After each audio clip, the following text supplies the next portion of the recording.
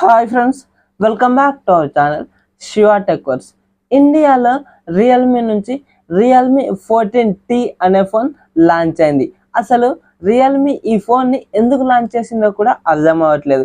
ఎందుకంటే ఈ ఫోన్లో స్పెసిఫికేషన్స్ ఏమో 11-12 వేల స్పెసిఫికేషన్స్ ఉన్నాయి, కానీ ప్రైస్ మాత్రం 18,000 22,000 ఇలా పెట్టారు. అసలు ఇది ఎలా లాంచ్ చేయబుద్ధి అయిందో ఏమో. కానీ ఇప్పుడైతే మనం ఈ వీడియోలో వీటి స్పెసిఫికేషన్స్ అయితే చూద్దాం. ఆ తర్వాత మళ్ళీ రివ్యూ గురించి మాట్లాడుకుందాం. ఇప్పుడు డిస్ప్లే గురించి మాట్లాడుకున్నట్లయితే 6.67 inches full HD plus AMOLED display, 120 Hz refresh rate ఉంటుంది. అలాగే 2100 నిట్స్ పీక్ బ్రైట్నెస్ ఉంటుంది. ఇక్కడ HDR సపోర్ట్ ఉంటుంది.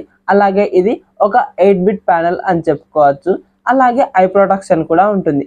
డిస్ప్లే వరకు అయితే ఇది టిక్ చేస్తుంది. అలాగే ప్రాసెసర్ మాత్రం మీడియాటెక్ డైమెన్సిటీ 6300 ప్రాసెసర్ ఇచ్చారు. దీనికి 2.4 GHz క్లాక్ స్పీడ్ ఉంటుంది. ఇది LPDDR4X ర్యామ్, UFS 2.2 స్టోరేజ్తో వస్తుంది.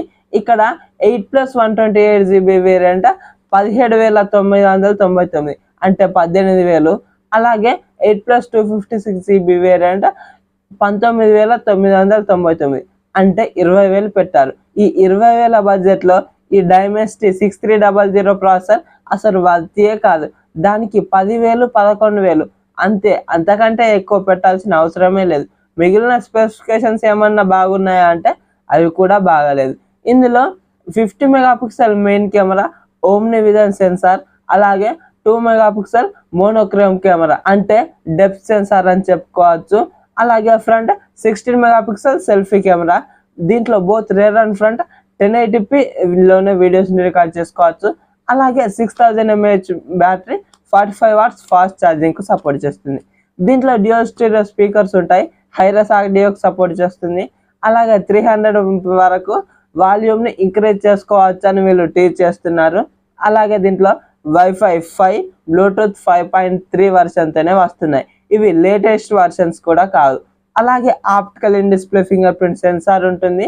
అలాగే దీంట్లో IP66, IP68, అలాగే IP69 3 రేటింగ్స్ అయితే ఉంటాయి. అలాగే ఈ ఫోన్లో 9 5G బ్యాండ్స్ ఉంటాయి. ఇప్పుడు మరి మన రివ్యూ గురించి మాట్లాడుకున్నట్లయితే ముందే చెప్పాను కదా, అసలు ఇది ఈ బడ్జెట్లో వర్తియే కాదని. దీనికి 12,000 ఈ మాత్రం వరకే పెట్టచ్చు. దీంట్లో డిస్ప్లే అలాగే బ్యాటరీ ఇవి 2 సెగ్మెంట్స్ మాత్రమే బాగున్నాయి.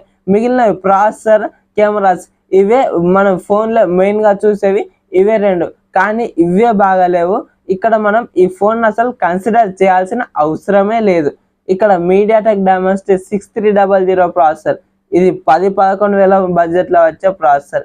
ఈ ఓమ్ని విజన్ సెన్సార్ కూడా అంత బాగా పర్ఫామ్ చేయదు. కెమెరాలో కూడా మనకు కొద్దిగా మంచి కెమెరాస్ ఇవి అన్నిట్లో కొంచెం మంచిగా ఇచ్చి ఈ 18,000 20,000 పెడితే బాగుండేది. కానీ వీళ్ళు డిస్ప్లే బ్యాటరీ కోసమే 18,000 అంతవరకు పెట్టాల్సిన అవసరమే లేదు. ఈ బడ్జెట్లో మనకు రియల్మీ P3 ఫోన్ ఉంది. అలాగే 16,000 బడ్జెట్లో ఇన్ఫినిక్స్ నుంచి Infinix note 50s 5G plus phone ఉంది.